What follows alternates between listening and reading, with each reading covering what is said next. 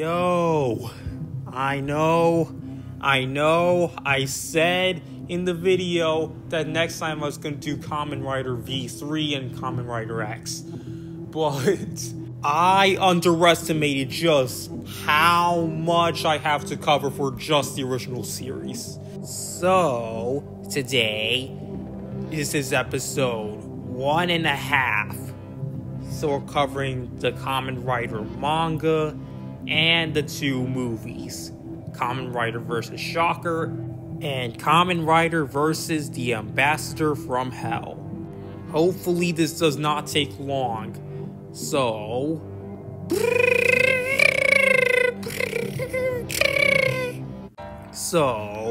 the Kamen Rider show premiered on April 3rd, 1971.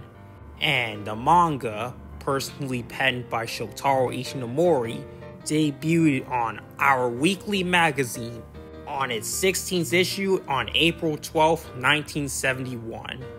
So, the manga is initially very similar to the TV version before branching out wildly and ending up a completely different beast.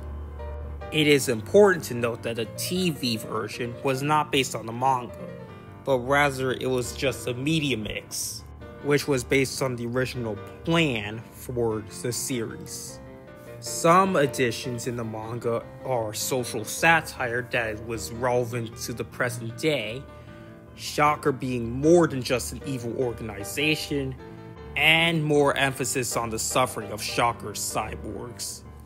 During the early period of the manga, where it was running on Our magazine, emphasis was placed on powerful depictions using large frames. But at issue 23, Our magazine was discontinued, forcing Kamen Rider to continue on Weekly Shonen magazine from issue 23 to 53. During the Shonen magazine era, emphasis was more placed on the story.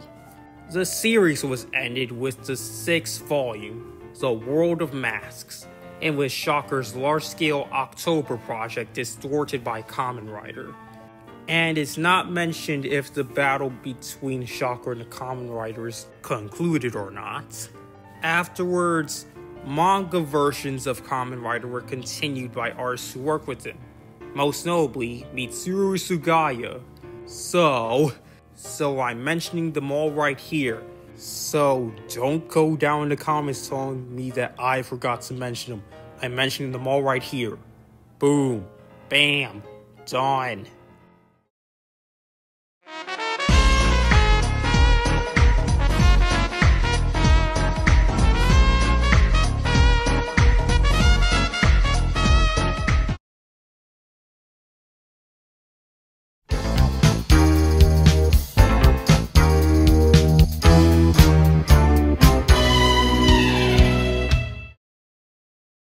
Now let's move on to the movies. First off, Kamen Rider vs. Shocker. Dr. Daidoji of the Geophysical Research Institute invented the artificial gravity device GX. Shocker stole the blueprints and planned to change the Earth's axis, creating a flood that would destroy most of it, allowing for Shocker to rule over the New World. But the blueprints were incomplete and did not include a crucial equation.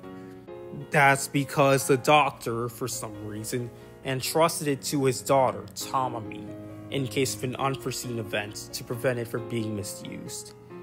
Hayato Ichimonji, Kazuya Taki, and Takashi Hongo, who had deciphered Shocker's encrypted communication, rushed to the scene, but Tamami was kidnapped by a new cyborg, Zanjio. The movie was produced as a spin-off that continued the story in the setting of the TV series, but on a larger scale than the regular episodes, with many monsters appearing in large-scale motorcycle action. It was produced at the same time with the TV series' 46th episode, Battle, Snow Mountain Monster Bear Conger. So some of the sets appeared in episode 46. Bear Conger does not appear in this film, and filming took place in late February of 1972, and it took only about 3 days to make. Oh my god! Yes, 3 days. Oh! Prior to this, Toei took the 13th episode, Tokagaren and the Monster Army, and gave it a theatrical release as part of their Toei Manga Festival in the summer of 1971 as Go Go Kamen Rider. And this next fact is a testament to how popular Kamen Rider was at the time. Despite it basically being an episode that was taken from the TV screen and placed on film, it was ranked first in the survey at the Toei Manga Festival. And as soon as the opening played, the audience burst into a chorus of the theme song. This film was produced at the time where the main character of the series was replaced from Hayato Ishinomori back to Takashi Hongo. So it contains elements of events that bridge the number 2 arc to the new number 1 arc, such as the new Bone Combatants, which will be the thing that's most associated with the villain Shocker, and the reveal of the Rider transformation for Kamen Rider 1. Also, Takashi Hongo has unique abilities such as perfect disguise and telekinesis, which he has in the manga. Now let's move on to Kamen Rider vs. the Ambassador from Hell.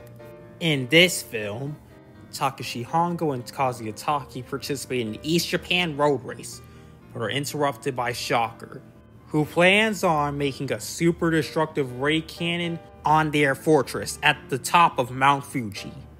Using this ray cannon, they will burn down the entire country of Japan.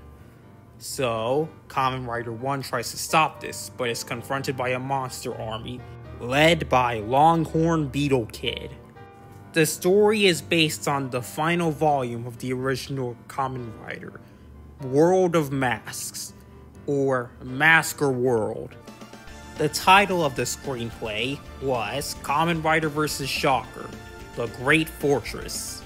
In 1972, Japan was in the middle of a henshin boom, and children were engrossed in pretending to transform.